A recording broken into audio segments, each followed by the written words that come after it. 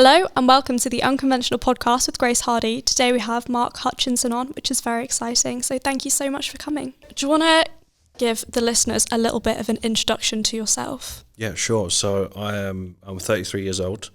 I've been on the entrepreneurial journey for probably since I was like 15, when I started really small businesses. Like I was at one point, I was selling organic toothbrushes. I love that. Yeah, Meswak toothbrushes. I remember I was like 15 years old, handing out flyers to everyone where I lived, saying, do you want these organic toothbrushes? Thinking that's not really the way to do it. But it teaches you so much. I think I've had that bug, if you like, even from like paper round days of wanting to do these things. So naturally, I was always interested in business, always interested in like the entrepreneurial side of things. Yeah. And I just pursued it as much as I could until I got to a point of like, right, it's school now. I've left school. What do I do? And my whole family are just like, education. Are you going to be a lawyer? Are you going to be a doctor? Are you going to be all of these different things? So it was very certificate heavy. You know what those families are like, where education is like, if you don't have that degree, it's like you've not achieved everything. So went into engineering, done an apprenticeship, and then got made redundant. How did you deal with being made redundant at such a young age? It was tricky, right? Because even though intuitively I knew this is not what I want to do, I'm kind of doing it because of family, and we all fall into that category to a degree. It was, you still emotionally invest into, well, I've committed to it now, so this is what I'm going to do. And I'm going to work my way up and work on these big bridges. I was looking at like Golden Gate Bridge. I wanted to be like a full-on like bridge engineer. That's amazing. So it was exciting, but I think it was the idea was more exciting than like the reality, technical work. Yeah. So I wanted to do that, and I think it hurt more because I was emotionally invested. Yeah. Until I come to terms with, do you know what? This is I can't see it right now, but it's silver lining. Yeah. I now no longer need to be forced, and whatever has happened, the universe is pointing me in a different direction. You just have to go with what you've got. But for, I would say, a good 6 months, I was like borderline depressed. Really? Yeah. Did it affect you that much? Yeah, to what I thought would be, or the symptoms of it versus like full on like depression. But yeah, I just kind of went into like simple jobs. Like, right, I don't want to commit to something where that happens again, almost a bit of fear. So I just started doing just really standard jobs, like labouring jobs. I was doing like night shift work. I remember I was building, there was like an Asda, and it was building like the top floor. Yeah. And I just found myself like doing night shift, lifting plasterboard.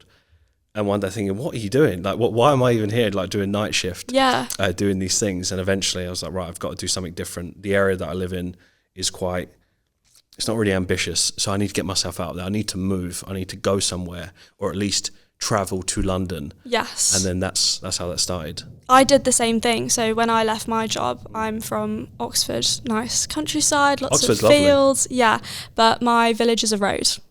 And there's nothing there. There's no shops. Like there's nothing. And so when I quit my job, I was like, I need to go somewhere where other people are ambitious and aspirational, because when you're around like-minded people, it's so much easier to motivate yourself. And it's like you're the average of the 5 people you spend the most time with. Yeah, that's probably one of my favourite quotes. But it's the truest thing, right? It is. You've probably had people in your corner, and you actually feel the effects when you have someone rooting for you, so to speak. Yeah, 100%. So then I made the big leap to go to London, but so did you, and then you started trading at 18, was it? Yeah, so went into London. I had like, I think like £5,000 in savings from like engineering. Didn't really come into money before, so wasn't used to having any money, so 5,000 was like huge. Yeah. And went into London, went to a couple of seminars, and then people will learn how to trade stocks. I'm like the youngest person in here. Everyone's like 50, either a estate agent looking to retire, you know, that they was looking very different. And my industry has changed dramatically. That there was no people my age looking to want to learn investing, stock trading. Why do you think that is? I just don't think social media was at an all-time high as to what it is now. You know, like the world of TikTok, how things are just so instant, like that didn't exist. Yeah. So your average person didn't have Instagram or didn't have anything like that. So they had nowhere to compare it to. So they just had to go off of their current environment, which wasn't that. So I went in there, decided, right, what have I got to lose? I've always liked the idea of being a stockbroker. I've watched these movies when I was young. Let's go and do it. And then I just invested everything. I was like, right, let's do a 2-day course. I remember I stayed in Fulham in London, and I was like in this hotel because it was like a 2-day course. Yeah. and I've just got this like big manual, and I'm going through all of it, and it's really intimidating because I'm in a classroom and everyone's so much older, looking at like, who's this 18? Why is he here? You know, is he lost? Yeah, like I really felt out of place. I thought, let's do it. Let's see what comes with it, and let's just go into the deep end. You know, because then it's the point of no return. Because I thought there were some like free material online about this, and I looked into that, and part of me was like, if I hesitate now, I'm never going to do it. I'm just going to like flirt with the idea of I want to do something different. But if I invest into this course, it's point of no return. I have to commit. Exactly. And I think a lot of people are quite scared to invest in something now, especially because in the world we live in, there's so many scams. Of course. And so how did you find the right course for you? I don't think I did. Like this is the naive part. I wish I could say I'd done this crazy amount of due diligence, and like it stacked up. Yeah. You know, when you look at it, the individual that started it had like previous history, like working in the industry, etc. But there wasn't too much choice around. So as far as what looks the most legitimate, that was that. And like when you're 18, how do you know even how to cross-reference? How do you know how to vet anything? You know, so you just kind of have to trust your instincts a little bit.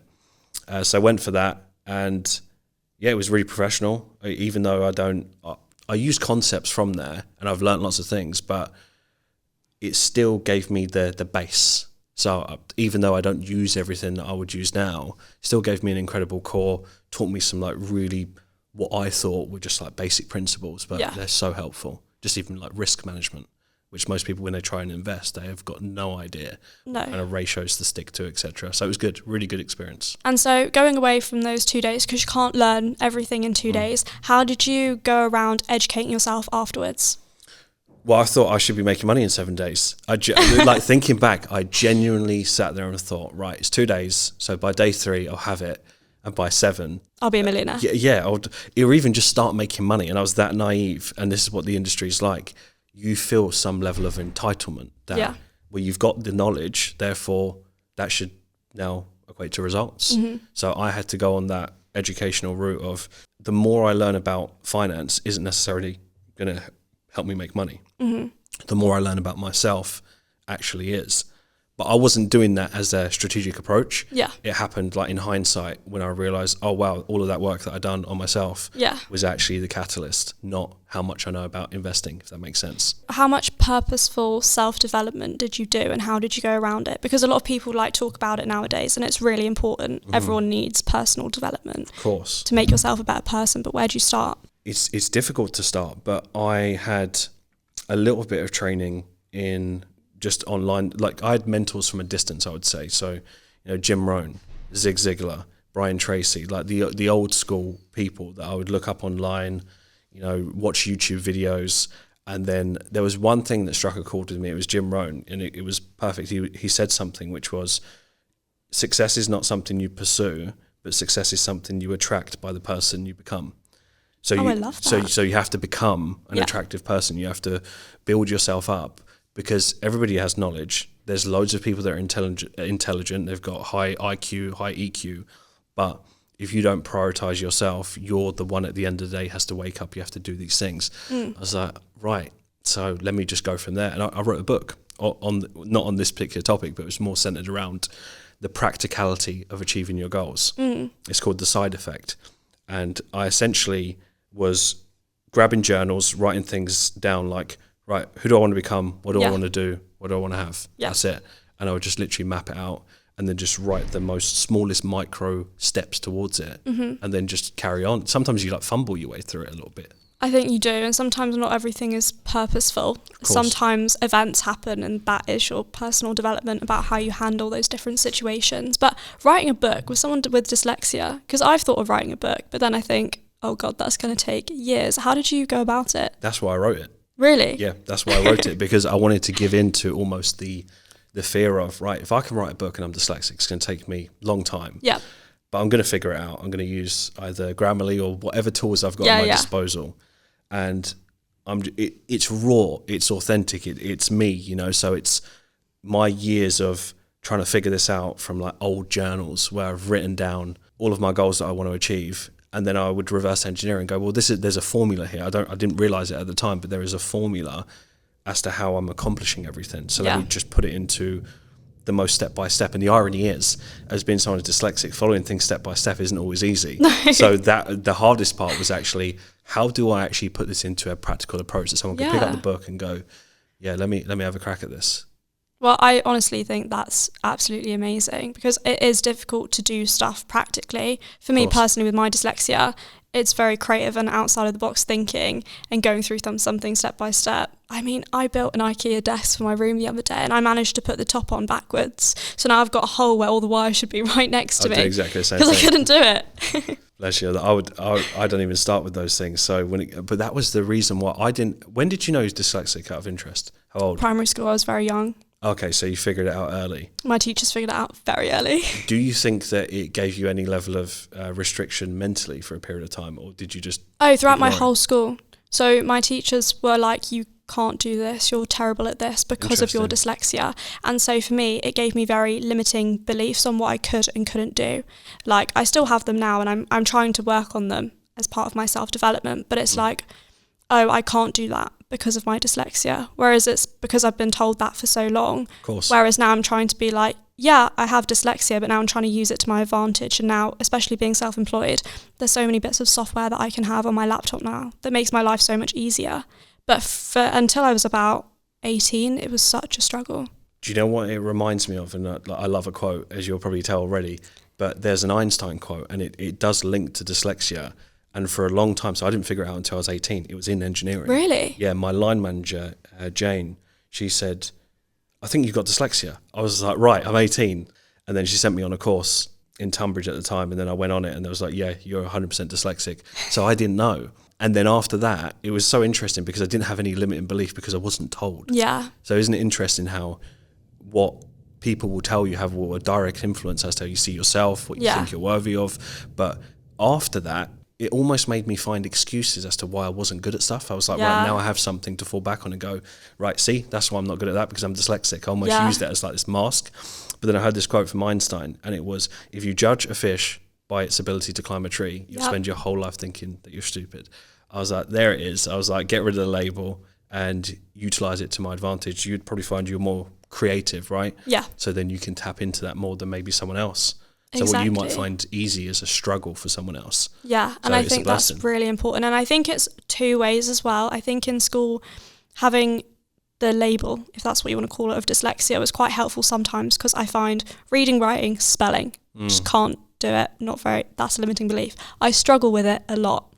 And so knowing that I've got dyslexia and my brain works a bit differently rather than just being stupid was quite nice to know. But on the other hand, then it was teachers telling me, well, you can't write that essay, and this essay is terrible because of your dyslexia. And so I think it works both ways. Yeah, 100%. But it's just so interesting how all these things that they do end up coming to serve us. You just got to see the silver lining. Of course, business, and be positive. Life, everything. But again, I think that's personal development, is looking at things very glass half full instead of glass half empty. Definitely. It's ongoing as well. Yeah. Because people always ask me, it's almost like they think it's that you stop. Like, you don't ever stop. And I know that's like a strange concept, but you have to. It's the only way. I know. My teacher, when I was doing GCSEs, turned around to me and went, Grace, you're never going to stop learning. And at that point I thought, ew, are you joking? That's actually the worst thing I've ever heard in my entire life. I want to stop learning because I really don't like school. Yeah. And now I'm at this point now where I literally learn something new every single day. But I don't mind because it's something that I enjoy. Yeah, that's it. And that's when you realise you're embracing all these things that you've probably had to learn yourself, get chucked in the deep end, but it's where it brings the best out in you. You never regret it. At the time it's hard to be, no one's 100% positive all the time in every scenario. But if you can do the best that you can, you learn to deal with it a lot better. 100%. And so you started your business at 25 purely out of demand. So how did that come about? I started my career studying for the AAT qualification whilst working as an apprentice in accounting. Not only do I have a recognised qualification on my CV, it's given me the skills and experience to progress and start my own accounting firm at just 21, all whilst avoiding university debt. So whether you're a school leaver or you've already started working, it could be a great opportunity for you to build an exciting career in finance. There are opportunities in virtually every industry, from accountancy practices such as KPMG to companies such as Network Rail and Microsoft, and even the NHS. There is no limit to your potential. Find out more about accounting apprenticeships at aat.org.uk/unconventional. I'd already achieved what I'd wanted to achieve to a degree for quite a few years, and it was very lonely because I worked in London for a period of time, like 3-4 years. I was getting the train all the time, never sat down on once, right? So it was interesting coming here today. I saw a seat, I was like, wow, this is a bit different. I decided to quit my job, go for it. I didn't have a whole bunch of money, but I had enough to go, I know what I'm doing now. Yeah. I can provide an income for myself, and I just want freedom. I just don't want to be going in every day at the same time. Being in the rat race. Yeah, so mundane, like after work, but you go into Slug and Lettuce. I was like, definitely not. I'm going home. But sometimes I would go there just because you socialise, right? And then I would come home at like midnight and think, I've got to wake up at 5 tomorrow and do this all again. And you just see people like either on their phones or stuck in a newspaper. Yeah. I just thought, this is not the life for me. I'd rather earn less money and have some just creative thought to just do something different. So at this point, people are naturally curious, which is really weird because the environment of London that pushes you, you still get that energetic side of people are moving, they're hustling, they're moving forward. So you get that. So when I stepped back into Kent, where it's like countryside, it was almost a little bit anticlimax of what I thought it would be. I was like, this is kind of just very mundane now. So I'm kind of in the same process where no one's doing anything and it's just me. So then I would find myself just working. People would ask me, oh, what are you doing? They would say, oh, you seem to be doing well for yourself. I was like, yeah. And then they would just keep asking questions like, can you teach me how to do it? I was like, I'm not really sure, like, because I'm dyslexic. I thought the thought of wanting to teach someone was just like the last thing on my list.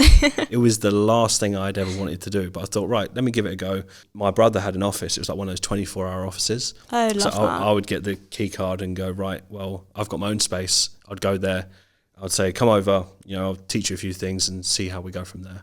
And then it was just demand after demand. It was like, can you do this on a weekly basis? Can you send us weekly videos? I think that's the great thing about the project that I created. It was natural. Yeah. And sometimes you do need a business plan. You do need to create something, but it worked this way for me. And I think what's so nice is videos as well. And you clearly, everyone has a different learning style, which is clearly something you catered to, all of the different ones, which I think is so important because if you look at something like school, not everyone learns in the same way. And that's why people struggle, because they will think, because I can't learn this way, therefore I just don't know it. Yeah. But everybody has to respond in a different way. And I think that, which is really interesting from the dyslexia part, I was really conscious of that, knowing, well, if I learn this way and I've now got to help people, I can't be naive and think this is the only way. So then I had to branch out to think, well, how do people learn that are more analytical? How do people learn that are more auditory? How do people learn that are more visual? And I feel like I catered for that really well, being so conscious of it. So again, dyslexia worked. Amazing. And so what challenges did you have building your business so rapidly? The interesting thing is, for what I do in trading, it technically is a business, but it's not your conventional business, right? So it's not traditional in the sense of the things that you'd have to consider. So I still had to learn business, even though I was technically running a successful business as myself being the business. So there was loads of things that I didn't know, building websites, even just like registering domain, being ready for VAT, not realizing that I'm not exempt from VAT, like things like that, all of the tedious things, but have to be in place. Yeah. So that I didn't know. I fumbled through it. And then as I expanded my team, I learned different things. So there was no order. When I look back, it was chaos. Right, you owe money. This is what it is. It was just chaos, but it was controlled chaos to a degree. Yeah, so those were definitely some challenges. But I love those challenges. When I look back, I'm so glad I had to go through all of that, because now I could set up a business anywhere. Exactly. You just, once you know the process, you know how to ask the right questions, even if you don't know every piece of information. And then it becomes a bit of a bug because you know how to do it and you're like, let me do it all over again. Well, your background is more accounting, right? Yeah. And you've set up businesses. So for you, I guess it's less, would you find it less overwhelming because you know the process? Like, like this has to be in place. You have to file this, you have to register for this. I think it's nicer to know, because I think it's like by year 3, a lot of businesses fail, but that's because they don't have any financial knowledge whatsoever. Yeah. And so my clients, for example, come to me because they have such a passion, that's why they've opened a business, but they don't know the first thing about finance, whereas for me, that's all covered. But then on the flip side, I have to learn everything else. So the website domain, how to build a website, what insurance to get, marketing and sales was actually my biggest challenge building a business because I'd never done it before. Yeah, see, all those things are so hard, but the financial literacy part that what you mentioned about in year 3, I can't remember the statistic, but it's the year 1 business is a struggle. Yep. I think most people, make it to break even or whatever it is, and then it's like the year 3, and then there's like a year 5, and there's something like a year 10. There's like, it just gets smaller and smaller that any businesses will be around after that period. Yeah, we're going into our 8th year, so well done. So we've broken a few of those records that are difficult, but you have your peaks and troughs. Like, you have to learn, especially if you expand. Yeah. Like, you now see it when you have to bring people in, manage cash flow. Yeah. And then, like you said, insurance. Like, there's so many other things that you don't think of. It's like, right, these costs have increased. Now there's these softwares. Yes. Then you have to put money aside to go, well, if I want to expand, I need to invest that money into the business. Yeah. Yeah, it's a controlled chaos. It really is. And it's also affording staff because you have to pay their wage and pension and national insurance. Of course, yeah. And all of those naggly things as well. And also sick pay and whatever is in your contract. You have to manage people, right? And that's a task within itself. How did you find that? Different personalities. Do you know what helped me the most? I think every person who goes into business will take everything personally first. Yes. Right. I mean, it's difficult not to. But then after, and I'm still working on this, is an ongoing process, I always try and stop and think, right, if I was in their position, what would they be thinking? And you have to humble your ego a little bit because it's always going to get in the way. And you have to have the emotional intelligence to go, right, is this person acting out? They might have something going on. Yep. Like, you have to show compassion. I just find if you can show compassion every single time, even if it's for yourself, you end up winning. And then you don't lash out. You don't make any rash decisions. You're more so level-headed and calm and go, right, let me actually approach it from a different point of view. But at the beginning, it was so stressful because you're managing this type of personality, and we have a virtual team, so we had people all over the world. So not only you're managing people, you're managing time zones. Yeah, and cultures. Yes. You realise that someone from the US or from Canada or from Australia are very different, and things are very different. Things for them are important that wouldn't be important maybe in the UK culture. Yeah. So you have to manage everything. So that was so interesting. Again, coming from a really small town, I thought, I didn't think I'd ever have to be dealing with this, someone from Australia, and then have to, understand what is important to them and ask the right questions and build a pathway that they're inspired by. Yes. I think that is the key. And I think you can't give someone passion, but you can give them skills. So I always think it's important to hire someone that has the same passion and sort of why as you do. Yeah, attitude is something. If someone's got a good attitude, you can mould them. Yeah, easily. But going back to financial literacy, how important do you think it is for someone when they're starting to invest, have a good basic knowledge of financial literacy? I think it should be taught a lot earlier on. What age? 10, 11, like in the most simple ways. Yeah. And you don't have to get into the heavy stuff, you can get into the simple things of like budgeting, even teaching someone tax without them realizing what tax actually is. Like, there's little smart ways that you can do it. But I think when you get to 14, 15, 16, there should be modules in there. Yeah. And teaching people like simple things as to what ratios to follow. Are you, most people, if you ask them, you said, what is your ratio of income to outgoings? Yeah. They wouldn't know. They just go, a lot. That's all they would think of. They wouldn't know, is it 40%? Is it 30%? Yeah. What are you actually living by? Because by that, you can actually set formulas up to go, well, 10% I save, 10% I invest, and whatever asset classes you want. Yeah. You can actually usually have a tell my clients the 50, 30, 20 rule. Nice. Which Talk to me about that. 50% on rent and bills if you're obviously living away from home, 30% on necessities, so food, gym subscriptions, whatever that might be, and then 20 is for saving and investing. Obviously, if you're getting yourself out of debt, then that whole 20% can be saving, so you're creating an emergency fund for you. And then once you've got to that point where you have an emergency fund, then you can start splitting it 10-10 or whatever suits you into saving and investing. Yeah, nice. So simple things like that should be taught as early as possible so people don't get into debt. Even though I can't remember the statistic on that as well, but I know if we actually had the numbers, there would be a crazy amount of people that are either in their overdraft. Yeah. And what I find is it doesn't matter what job they do, they're still there. So you would think that that person's in their overdraft because maybe they just don't earn a lot of money.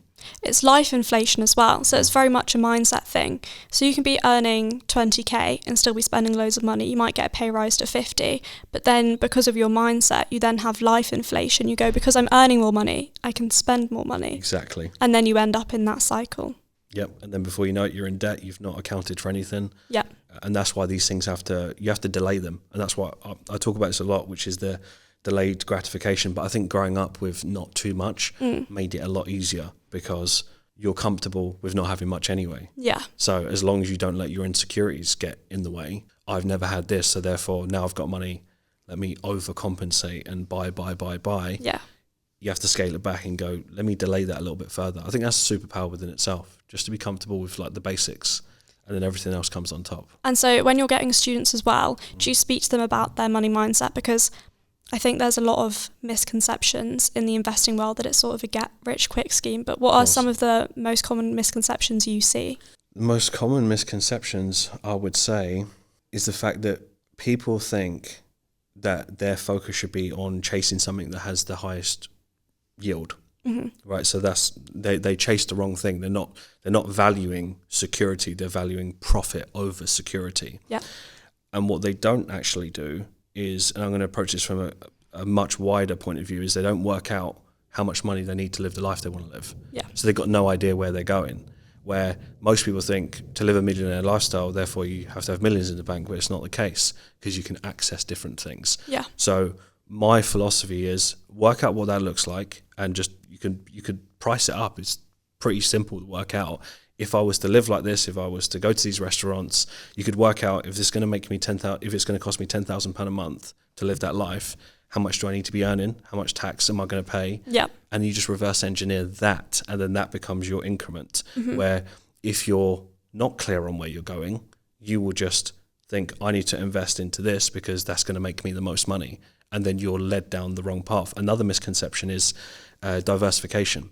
Diversification, from my experience, has come after, not at the start. So the average person getting into investing, for example, they might think, well, I need to spread all my eggs in different baskets. But then they end up with just like a little bit of everything, but not really fully understand their niche. Yes. Where what I doubled down in is two things. And after I started to do really well in those two things, and I have enough cash flow, then I diversified after. And when I started to study successful people, it was a similar thing where they went, for example, like the property tycoons. Yeah. They're diversified now, but they wasn't to get where they were. Like they went all in on just property, where if a consultant came in and say that's risky, you need to diversify.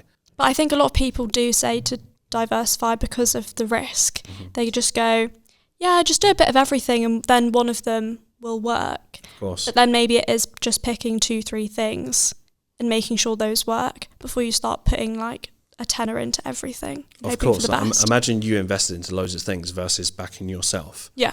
Like you're backing yourself now, doing what you're doing your business, everything that comes with that.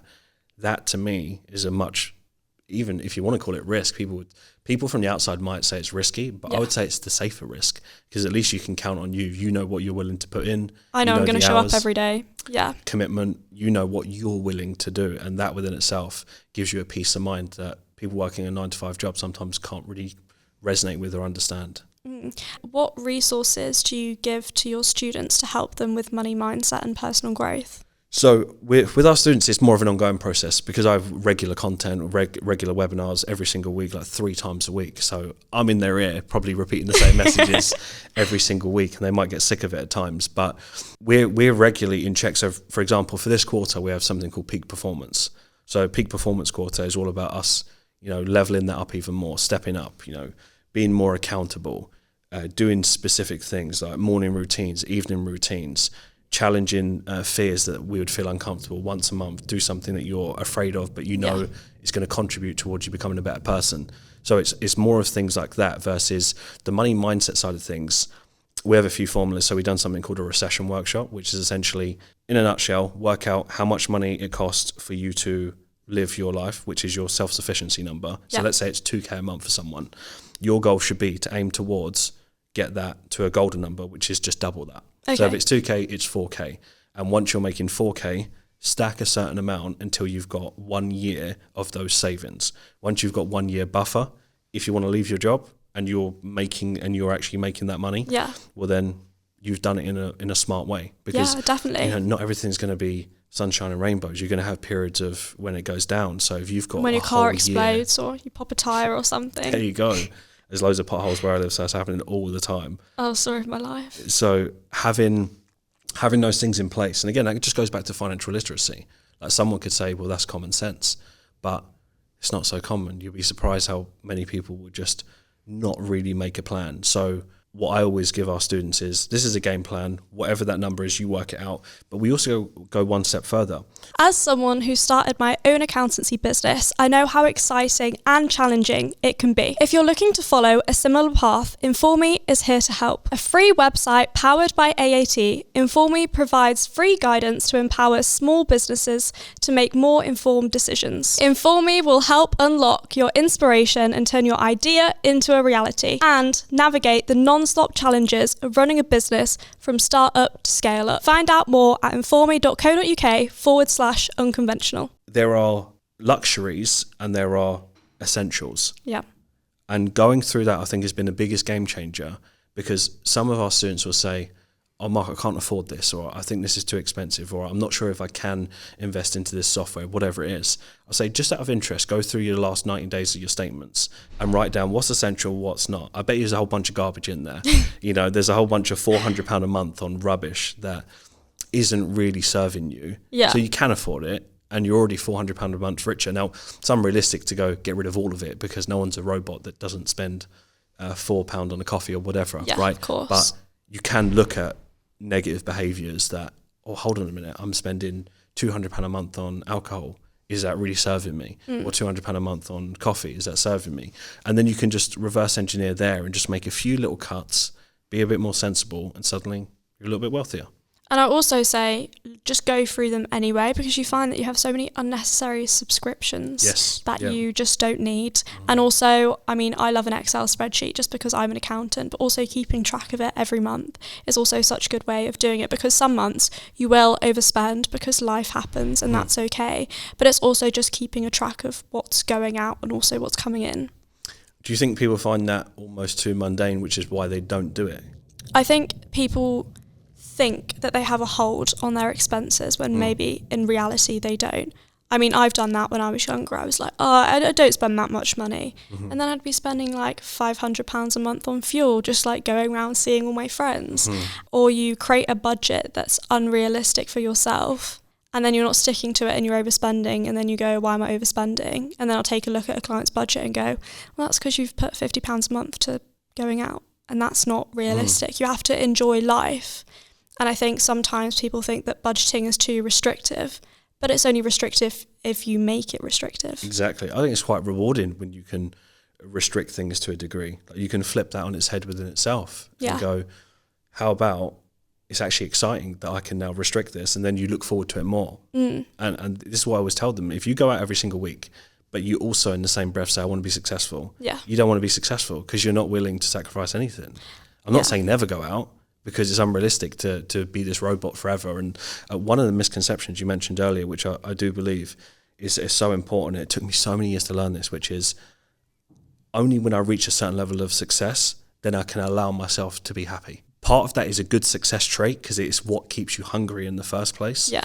But you don't need to arrive at the multi-millionaire or 100,000, whatever the figure is, to go, now I give myself permission to be proud of myself or happy. Yeah, and it's also like taking compliments. I think this is something that we've talked about before. Yes. But when someone gives you a compliment that you're doing well, we're always the first ones to brush it off and go, oh no, but XYZ's going terribly. Of course, and you should just say, thank you, I really appreciate that. That's it. And take it in. I think as a business owner or someone that's trying to make money, you always move the goalpost all of the time.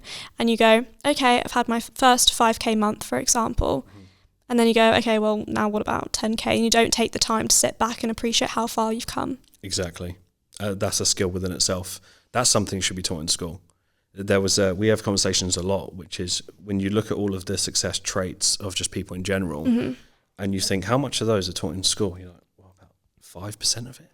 Which ones do you think should be taught in school? Finance is one, financial literacy, like basic financial literacy, negotiation, people are not taught to negotiate, setting goals, the actual structure of them, how to communication within itself, like people talk every day. So doing something just because you do it a lot doesn't mean you'll get better at it, because people talk every day and they're not that great. So you have to learn the art of communication, and it's something that I'm fascinated by, and I've improved so much over the years by doing that. And I want to become the best communicator that I can be.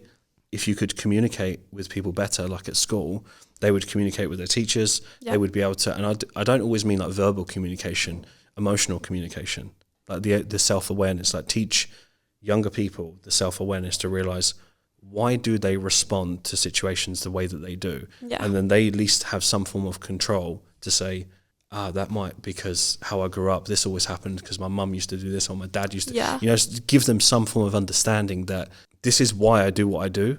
Does this serve me or not? And if it doesn't, how can I mitigate that? How can I create a plan to unwire that, if you like, that doesn't really help me in life and is going to almost compound negatively if I leave it, where you'll get someone who gets to 30, 40 years old and they'll just be like, oh, I've always been this way. You haven't. It's just your environment. Exactly. And for me, I did that through therapy. So I've been there for years and I love it. I find it so beneficial and it's made me the person I am now, because when I was younger, I was very troubled and have a very negative mindset and went through a lot of negative experiences. And I realised that I didn't want to be that person forever. I wanted to improve on myself and become more positive and confident and all that sort of stuff. So I went to therapy, and that's where I figured it out. And I still go now because I think it's hugely beneficial for everyone. And so it's having that self-awareness, but also having someone to speak to about it, I think is really important, because to pick yourself apart sometimes is quite hard. Whereas for someone else to do it, it's much easier because they can see you for who you are. Yes, definitely. And we can, deception wouldn't be deception if it was obvious. We can deceive ourselves so easily. Like self-sabotage is, it doesn't happen when things are going bad. It usually happens when you're actually on the right track. And that's why I think a lot of people will always say, don't look at the past, don't look at the past. It's almost like they're afraid. Where I disagree with that to a degree, because you should absolutely look at the past. You need to look at an older version of you that used to make a whole bunch of mistakes to either make sure that you're not going to fall into that, because you don't do it overnight. It's like a slippery slope where old you just drags you back a little bit. It's like you get your foot in the door again, and before you know it, you're like, I'm the old me again. Because it's comfortable as well. It's something that you're very comfortable with. You know how to act in that situation because it's the old you. Whereas like I've had experiences where the old me would have done something different, and I have to go, no, this is the new me. I'm going to act in this way, and these are the steps that I'm going to take because I'm trying to become a better version of myself. And it's not easy, but it is the right thing to do, especially for personal development. Have you become more conscious of that? Yes, all the time. I have trying to have more self-awareness as well. Is there anything that you do do you write it down, or is it more just like a thought of like, oh, old me would have done that and I'm happy that I didn't do that? Is it more of that type of situation? It's a bit of both. So if I've had like a big experience or situation, I will write it out. And like small micro things, I'll like go in my head, oh, I would have done that, but now I'm going to do this because I'm on that path to becoming a better version of myself. It's so empowering, isn't it, when you realise that with those moments that happen, and then as they compound, you'll look back in 6 months, a year, and think, how did I do that? So how old was you when you started the first part of your business? I was 20, 21. Yeah, so imagine when you look back, there's going to be times where you've grown a lot, you've done a lot of things. You'll be like, how on earth did I do that at 20?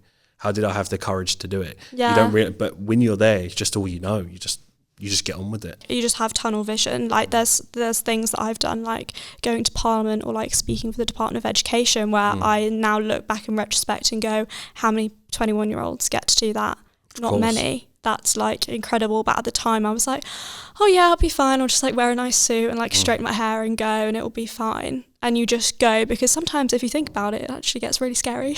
Of course. And I don't think you don't not get nervous. Yeah. You just get better at dealing with it. You know, if, for example, did you ever get nervous speaking in front of people? Have you ever done something where So I used terrified? To have like terrible anxiety since I was about 12 and I got put on medication for it because it was really like debilitating. I couldn't really go out the house or do anything, and public speaking used to be my worst fear, so I used to call in sick to school if we had any public speaking or presentation for like history class. I was like, I'm not going into school today, I'm really unwell. And I remember my GCSE English, we had to do like a speech on something. I literally threw up in the bathroom before. I was so nervous, had a panic attack, stood there with my piece of paper like shaking, trembling, like tears rolling down my face. I just wanted it to like be over. And now I can go talk in front of 500, 1,000 people, and I get nervous, but it's because I want to do well, not because I'm paralysed with anxiety. Of course, yeah. How many people still struggle with that? The fear of public speaking is someone's worst nightmare. It used to be mine, I think, but by doing it, you get over it. I think you have to attack it. Yeah. You have to attack it head on. Because imagine that you never did, and that right now you still had that same. Think about how limited you'd be held back, and how many people are limited right now. They just won't do anything because they're either care too much about what other people think. Yeah. Most people are too concerned with their own life to care about us as an individual. So sometimes you just have to block that out and go, let me just do the best that I can without judgment. Yes. I think that's the key. But also I think as a young person anyway, and I'm sure people in their 20s, 30s, 40s think of this too, is when I started my business, I didn't want to post my face on social media because I was worried about what Becky from school would think. And then once I took that away, I was like, oh, actually, I don't really care what Becky thinks anymore. I'm just going to do this for me.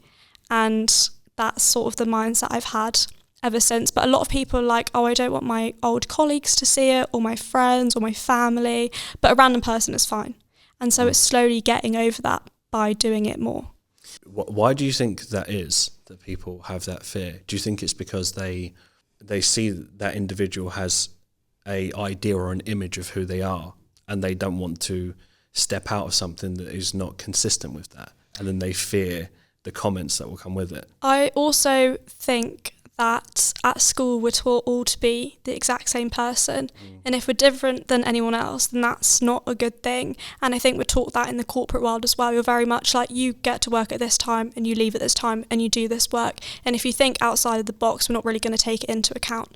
And so we're taught that from such a young age, that when one of your friends goes, oh, I want to do something different, everyone then feels the need to comment on it because it's different and no one else is doing it. And sometimes I think it's people's own fear as well.